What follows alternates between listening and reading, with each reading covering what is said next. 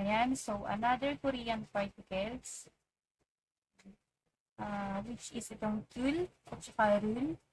Ayan, so ito yung tinatawag natin na object particles, object marker, or object marking particles. Ayan, so iisa lang yan. Si ul at saka si rul. Ayan, so object particles, ul at saka rul, used to mark or emphasize the object of the sentence. Ayan, so ini-emphasize lang nito kung ano yung object sa isang sentence or sa isang pangungusap. Ayan, so, si ul, ina-attach natin siya kapag yung noun ay nag-ends with consonant. And rul naman, yung i-attach natin kapag yung noun is nag-ends with vowel.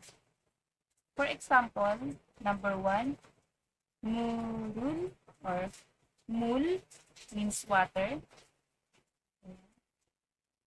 So, si mul, nag-end siya with consonant. So, ang ginamit natin is direct particle. So, mul, nag-end siya sa consonant. So, ang ginamit natin is rul. Murul, masyoyo. Drink water or drinking water.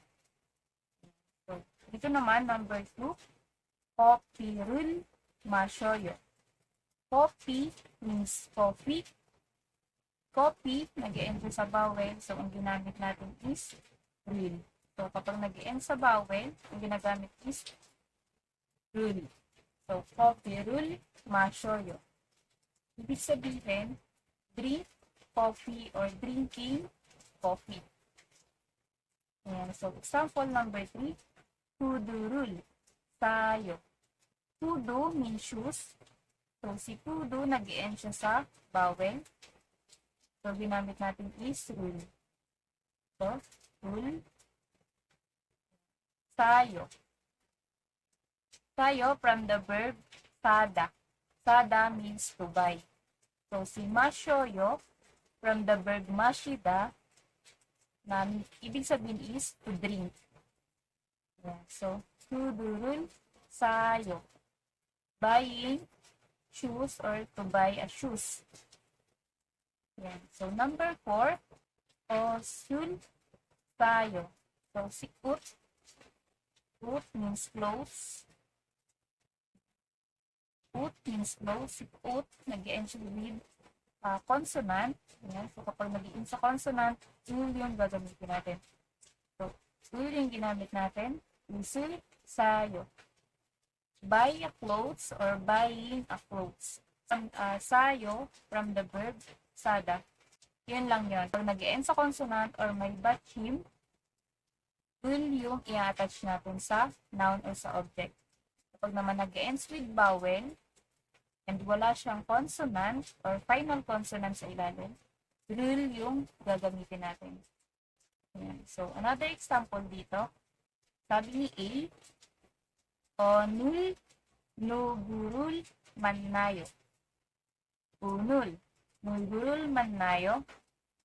Ibig sabihin, who will you meet today? Unul means today, nugu means who, nugurul mannayo. Mannayo, from the verb mannada. Mannada, ibig sabihin is to meet. Ayan. Or sa Tagalog, sino yung kikitain mo? So, who will you meet today? Sino daw yung kikitain mo ngayon? O nul. Nugurul mannayo. Sabi naman ni B, yoja chingurul mannayo. Yoja chingurul mannayo. Yoja means girl, chingu means friend. So, parang ano to? Yoja chingu, ang ibig sabihin talaga niya is girlfriend. Yan, girlfriend. Yoja chingurul mannayo. So, I will meet my girlfriend.